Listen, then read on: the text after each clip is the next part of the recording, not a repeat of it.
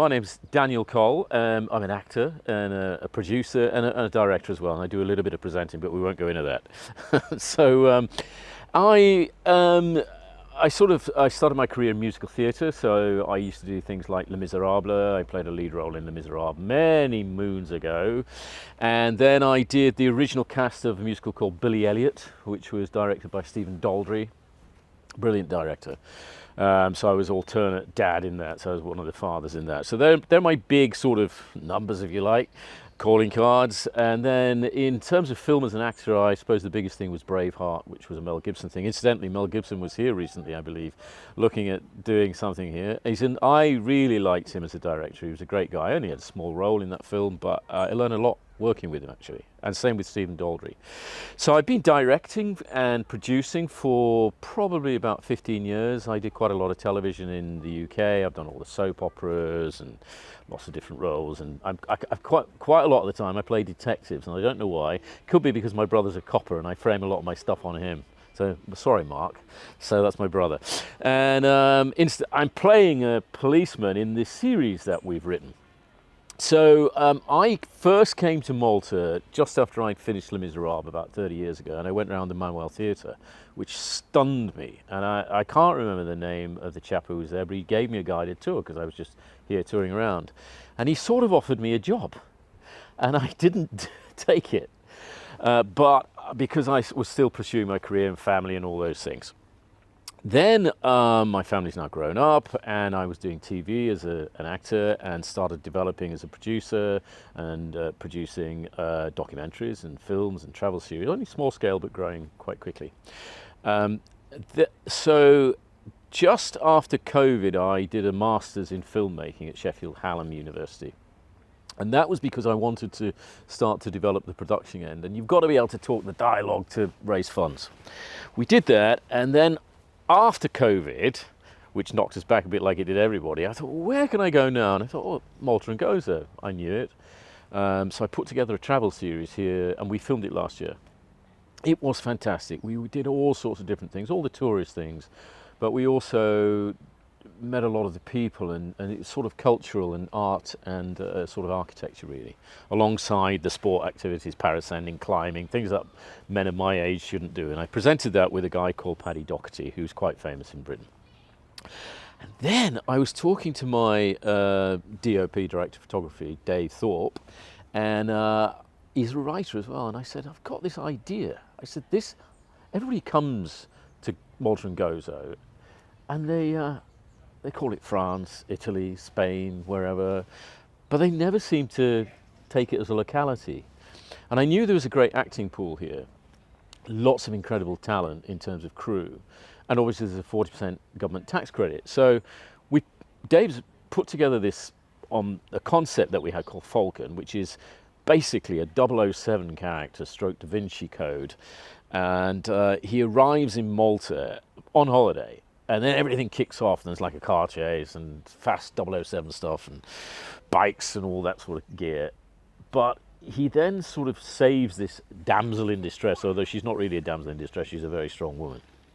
And she turns out to be a professor of antiquities. And all sorts of things start to be disclosed. And we've devised a 4-part drama series. And the premise is, so we've cast it really well internationally with Peter Andre, who's playing our bad guy. You know, he's normally, he's a very charming, nice guy, and still in good shape. Incidentally, I've started running since I met him because I'm feeling a little bit out of it. Thanks, Peter. So now he's brilliant, and I cast him because normally you'd think he was just this cute, really friendly, and he is as a person, but he does a really good bad guy. So I've cast him as this bad guy. I can't say who he's based on, but we've just had an election. It's sort of similar to the person who's just probably won. We won't go there. And alongside that, we've cast Noah Huntley as our 007 character. So he is an ex-M16 government sort of just retired, and he ends up living here and developing as an investigative sort of aid to Victoria Ekaneo, who is our professor, a college professor at Malta University. And so he helps her solve these problems. There's sort of a possible romance, but maybe, maybe not. There's no sex, there's no violence, there's no, it's family-friendly television. That is 4 parts, 4 hours, exciting to watch.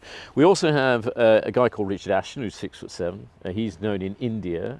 And then a guy called Joe Savino, who's from Southern Ireland, and he's very well known in Southern Ireland. He was in a thing called Ballykiss Angels. So all of these, the cast are all sort of known internationally, and we did a press release, incidentally, just one press release, and it reached 33 different hits all over the world. So we were really happy with that. And we know it's got traction. So I'm here just closing the funding. It's a 5-year minimum game plan. The idea is to film 4 episodes in the sort of spring and then 4 episodes in the autumn, working entirely with local crew and local actors. And then as we progress, we're going to bring more and more of the local actors in, and they will grow, but they'll start to get bigger roles as as we develop. So that's our plan. So apart from the 5 actors to give it global reach, it's entirely Maltese. That's what we're doing. And it will also be broadcast here. The other thing that we're doing is looking for a young, spirited, strong, 20-year-old feminine woman, young woman. And that's one of the roles we're looking for. I sort of imagine her, she's the sort of thing, she's really kind, very generous, but if you cross her, my golly, you'd know. She's that sort of, which, women are strong here.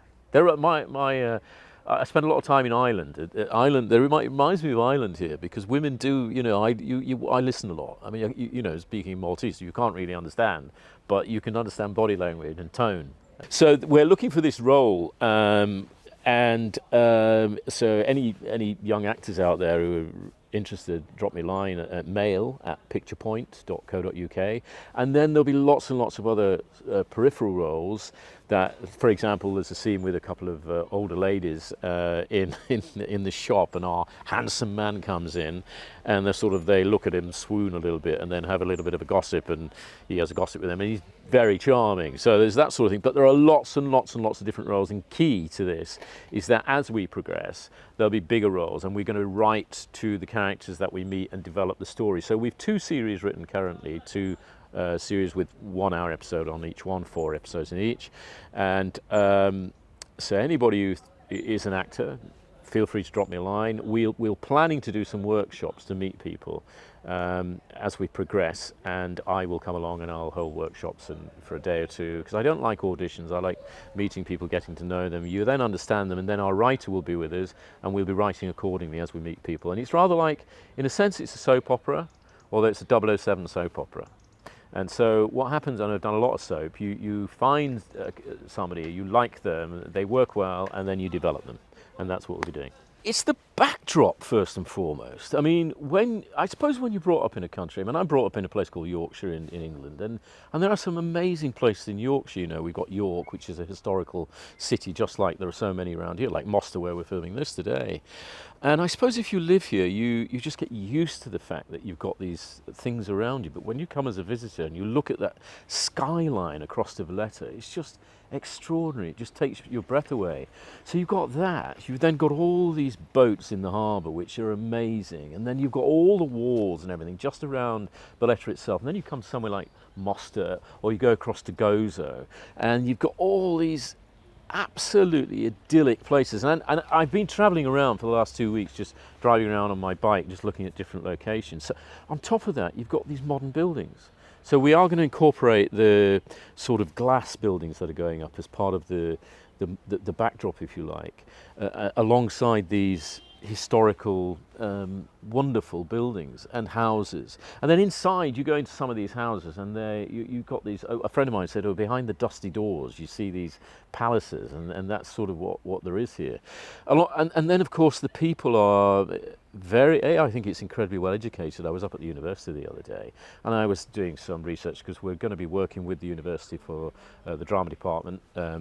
I'm very keen to bring young people on. It's very important to me. It's one of the things that I think we should do. My daughter, for example, is studying film and TV, and there's lots of people here doing that. So we want to bring those through. But it's a highly educated population, particularly for its size. And the fact that education is free, I think, is just remarkable. We've just had a massive hike in Britain for students, so it's a bonus. So we've got the crew that are here. You've got the people who the actors are here if we need them to develop with them, and then you've got the sunlight, and that's very important. So those three elements help us to do things in a speedy and quick way to achieve our aim, which is to produce a sort of a dynamic series, but that will hook people in and keep them wanting more. That's what we're trying to do. March, April is the aim for the first 4 episodes, 1 hour long. We've got distribution in place already, so all that's secured. We have the tax credit, we've got most of the finance in place. I'm just closing all that now, and it will be aired sometime in the summer, either late summer or very early autumn, and then the following one will be around January the following year, so there'll be 8 episodes a year. I came over here to do the travel series, as I say, and I was just blown away. So if I can create 9 months of the year being here, I'll be very happy. I'm extremely hopeful that it will do well internationally. We're aiming for sort of Netflix or Amazon and those sort of things, where the budget will increase, because it's not a massive budget. It doesn't need to be massive at the beginning, but you know, everybody will be paid, but all the actors I know are not going to be earning a fortune, and they're well known internationally, but they're doing it because they believe in the project. And I just think if we get it right, and there's an element of luck, it will really fly, but it will importantly, and it has to do this because it would be wrong otherwise, it will point a window onto the culture in a way that I can't see any film has done so far or TV series has done. You know, Gladiator, fantastic, but unless you look into the fact that it's Malta, you wouldn't necessarily know it's Malta.